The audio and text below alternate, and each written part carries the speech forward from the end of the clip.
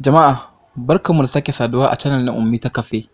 Ni ne naku El Yusuf. A yau zan kawo muku agoguna guda 4 masu bala'in tsada wanda aka ma masu kuɗi kaɗai. Na farko, HYT Hydromechanical Horologists.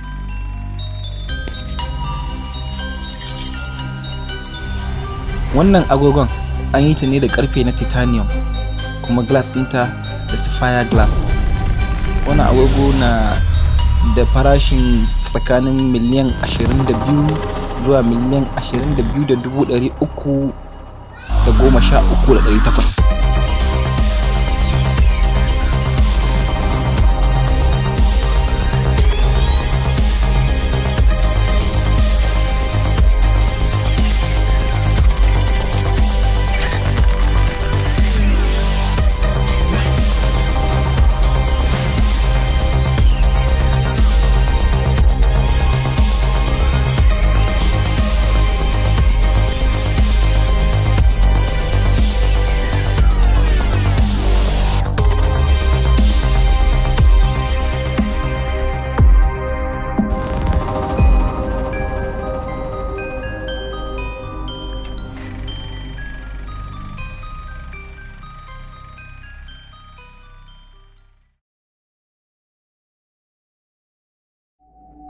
Na biyu a cikin list ɗin shine HYT Skull Mauri. Wannan shi ma na da the same features da wancan, titanium da glass da sapphire glass. Bambancin kawai shine wannan an ɗauki design ɗin ƙwaƙwalwa ne, ko in ce skull.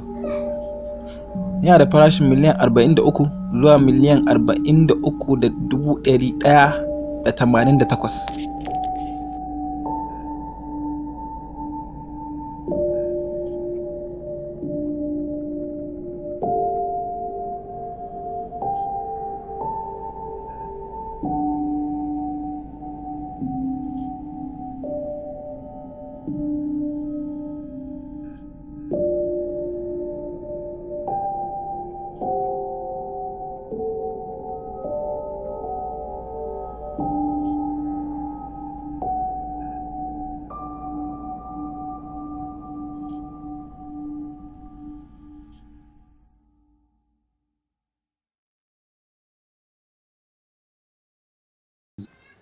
Na uku a list ɗin shine Midnight Planetarium, wanda ake yi a kamfanin Van Cleef & Arpels.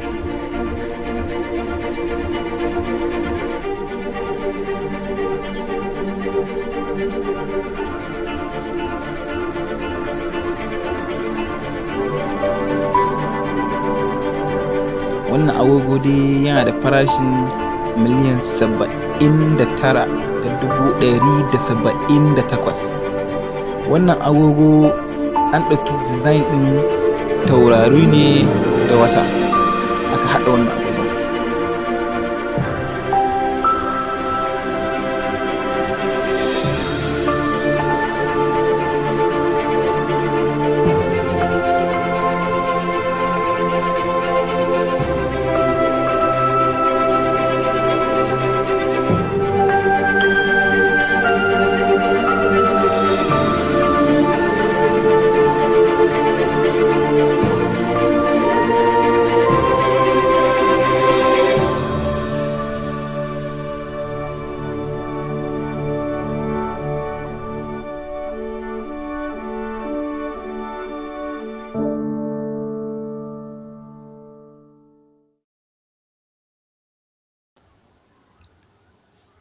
Astronomia Tourbillon, wanda ake yi a kamfanin Jacob & Co.